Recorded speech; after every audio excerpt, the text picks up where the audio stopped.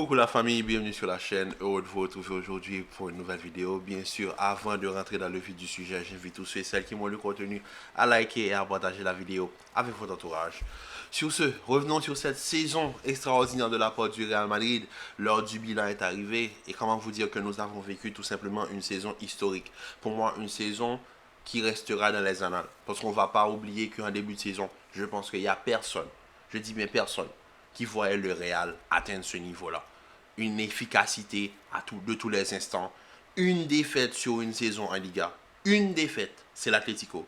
Les deux classicos, les trois classicos ont été remportés de la meilleure des manières. Une victoire à l'Arabie Saoudite qui fait du bien en finale avec un triplé de Vinicius en classico.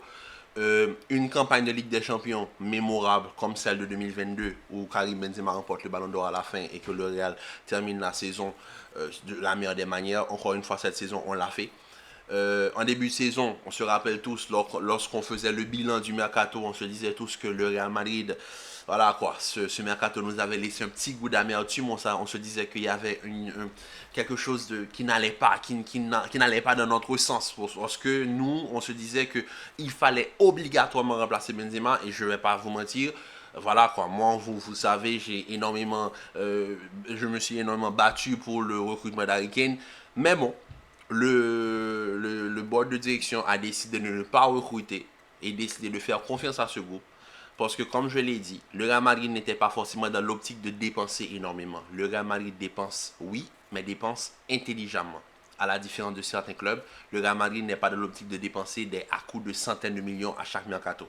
Le Real Madrid, cette équipe-là, ce board de direction a reconstruit cette équipe ligne par ligne, année après année, tout en sachant qu'ils ont rénové le stade. Et je l'avais dit, qu'une rénovation de stade coûte énormément à un club. Et le Real Madrid a su reconstruire le Bernabéu, reconstruire l'équipe ligne par ligne, année après année. Et on savait tous que l'année 2024 était dédiée à la ligne offensive. Ils n'étaient pas dans l'optique de dépenser en 2023 pour la ligne offensive.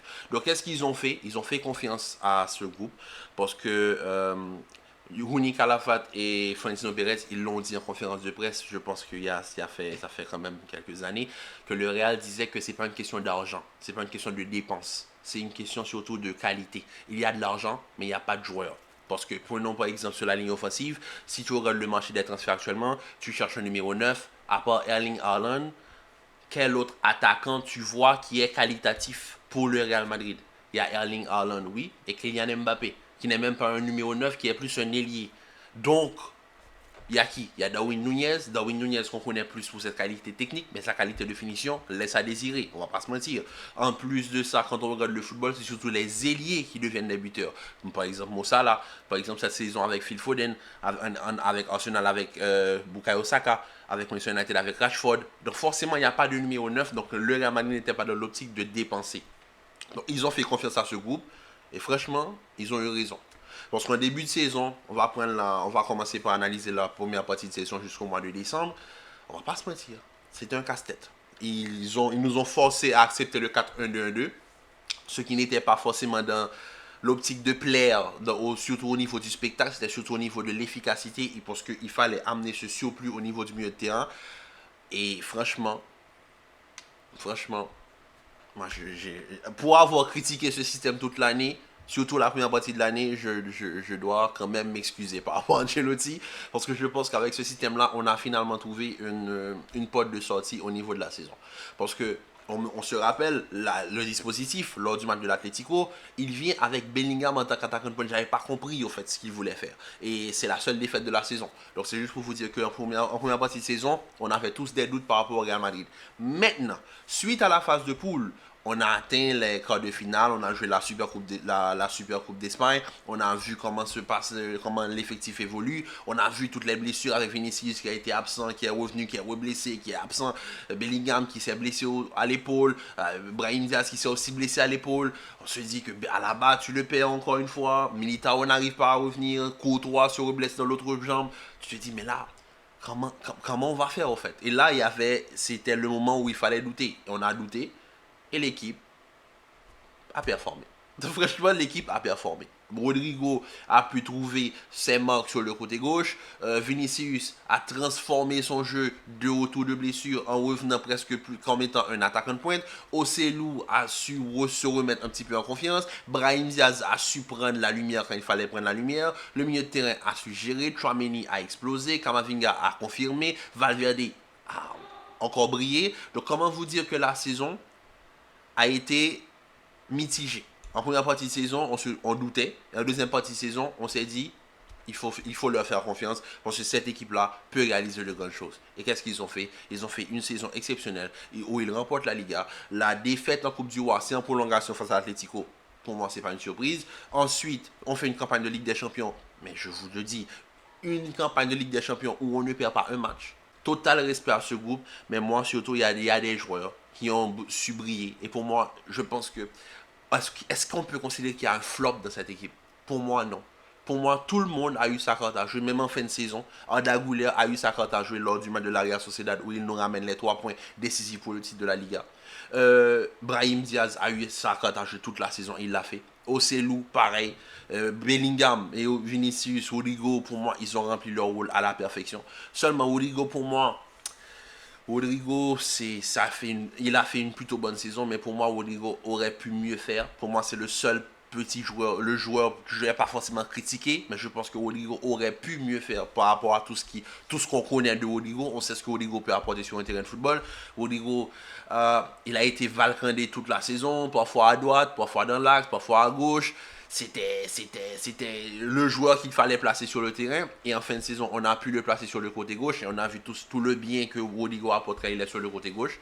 Vinicius qui a été valcandé entre le côté gauche et l'axe. Et finalement, maintenant, il trouve son plaisir vraiment à jouer dans l'axe. Même si pour moi, Vinicius reste plus efficace sur le côté gauche. Mais quand même, je pense que sur la ligne offensive, Vinicius est le plus apte à jouer dans l'axe. Et ensuite, au niveau du milieu de terrain, tout le monde a eu sa carte à jeu, comme je vous dis. Arda Güler, Brahim Diaz, Bellingham, Valverde, Tchouaméni, Toni Kroos, Modric, les deux vétérans. Toni Kroos qui prend sa retraite à la fin de saison. Oui, ça nous fait un petit peu mal, mais Toni Kroos, la saison qu'il a fait, il part à son meilleur niveau et franchement, il n'y a rien à dire. Respect l'artiste. Luka Modric en tant que remplaçant vraiment qui apporte ce côté dynamique quand il faut remonter au score. Luka Modric n'est pas forcément dans la capacité de tenir 90 minutes. Quand il rentre pour les 30-40 dernières minutes, il apporte ce qu'on veut de Modric, c'est-à-dire de l'explosivité, un petit peu plus haut sur le terrain, capable de vraiment gérer le dernier mètre adverse. Et là, ça a été parfait. Au niveau de la défense, on a su rapiécer. Parfois, Tchouaméni jouait défenseur central. Nacho, en début de saison, avec ses pétages de plomb, nous a un petit peu cassé la tête. Mais bon, il s'est rattrapé en fin de saison en jouant une finale de Ligue des Champions exceptionnelle. Pour moi, je vois que certains disent que Nacho n'a pas joué une bonne finale. Mais pour moi, Nacho a joué une finale, la finale qu'il fallait. Nacho a fait une superbe deuxième partie de saison. On ne savait même pas si Nacho allait rester ou partir. Mais je pense que Nacho va rester. Rudiger qui s'est imposé en tant que meilleur défenseur du monde. Et Carvajal qui a fait la saison de sa vie, pareil pour Ferland Mendy. Fran Garcia qui en début de saison, sur lequel on avait des doutes, mais Fran Garcia est en train d'évoluer. Maintenant, quand on regarde ça, on se dit, est-ce que c'est nécessaire pour le Real Madrid d'aller chercher forcément un Alphonso Davies? Quand tu as un Ferland Mendy à ce niveau, un Fran Garcia qui est en train d'évoluer et que tu as la capacité de juste rapatrier un Miguel Gutiérrez du côté de Girona, est-ce que c'est nécessaire d'aller dépenser pour un Alphonso Davies? Vous voyez ce que je veux dire? Donc pour moi, c'est vraiment une équipe qui a su se dépasser. Au niveau des gardiens, pareil, Kepa a su dépanner, même si Kepa a plus apporté de problèmes que de solutions, mais quand même Kepa, on le salue pour tout ce qu'il a apporté à cette équipe. Thibaut Courtois, son retour a fait énormément de bien en fin de saison. Heureusement que Thibaut était de retour. Franchement, la finale qu'il fait hier est exceptionnelle. Le face-à-face face à Ademi, on se rappelle, il amène Ademi, il dirige Ademi au fait. Et c'est là que tu vois la différence entre un grand gardien et un gardien apprenti ou quoi que ce soit. C'est que le gardien, c'est lui qui il va tellement te gêner qu'il va te forcer à faire ce que lui, il veut. Il sait où tu vas aller. Mais sa prestance, la manière dont il sort, il va te forcer à faire le mauvais choix. Et Thibaut Courtois, c'est ce genre de gardien-là. Pareil pour Lounine. Lounine qui s'est littéralement imposé, non pas comme étant un numéro 2 fiable, mais pour moi qui peut même être un numéro 1. Pour moi, Lounine, s'il part du Real cet été, ça va me faire énormément de mal. Mais Lounine, pour moi, il s'est imposé littéralement. Et Lounine a sa place dans n'importe quelle équipe. La saison qu'il fait au Real Madrid est exceptionnelle. Et je vois que je pense qu'on lui crache un peu dessus. On lui donne pas assez on lui donne pas assez de mérite. Pour moi, Lounine a vraiment été une pierre essentielle à la capacité que le Real a eu à tenir dans toutes les compétitions. Et Lounine l'a fait pendant toute la saison. Donc franchement, Lounine, merci. Et aussi Ancelotti, tout le board, Ocelou, Brahim, franchement, cette équipe, comme je vous l'ai dit dans la vidéo, il y a quelque chose à vous dire, on vous aime. On vous aime, vous nous avez apporté énormément de plaisir. Maintenant, la saison est terminée. Nous avons vécu tous ensemble une saison exceptionnelle. Merci pour votre soutien. Franchement, merci pour votre soutien. On se rapproche rapidement des 2000 abonnés. Et franchement, je vous aime énormément, comme je vous l'ai dit. Et la saison prochaine arrive à grands pas. On commence déjà avec la confirmation de certaines personnes. Voilà, ben, c'est officiel. Donc, on sait que Fabrizio Romano ne parle pas dans le vent. Donc, s'il dit here we go, here we go. Donc, Kylian Mbappé arrive. Donc, Endrick arrive, Kylian Mbappé arrive. On ne perd pas Valverde, on ne perd pas Vinicius, on ne perd pas Hendrick, on ne perd personne. On ajoute même de la qualité à cet effectif qui était déjà qualitatif. Comment vous dire que la saison prochaine, quand Florentino Pérez l'a dit hier, il faut tout de suite aller chercher la 16e. Ouais. Et la saison qui arrive promet, franchement. Avec un Flick du côté du Barça qui va essayer d'imposer un jeu ultra offensif. Le Real Madrid qui va améliorer son effectif. Pareil pour, je pense, du côté de l'Atlético aussi, qui va entamer un processus de renouvellement, surtout avec le départ d'Aspilicueta qui arrive, voilà, qui arrive en fin de carrière. Donc on va pas se mentir, ça va être un processus de renouvellement du côté de l'Atlético. La Real Sociedad, là, voilà, donc tu vois de l'Atlético et les policiers. Donc c'est ça, parce que eux, leur place, c'est pas sur le terrain de football. Mais bon, c'est juste pour vous dire que franchement, la saison prochaine arrive et moi j'ai juste une chose, c'est je suis excité déjà par rapport à la saison prochaine. Je veux voir comment cette équipe va jouer. Mais avant tout, il y a l'Euro et la Copa América qu'on va suivre ensemble sur cette chaîne. Et aussi, il y aura un bilan mercato chaque semaine. Donc, j'espère vous voir de manière hebdomadaire sur ma chaîne. Donc, sur ce, la famille, je vous dis à très bientôt pour une nouvelle vidéo. Commentez, likez, partagez. Restez en paix et en santé. Prenez soin de vous. Et on se dit à très vite pour une nouvelle vidéo.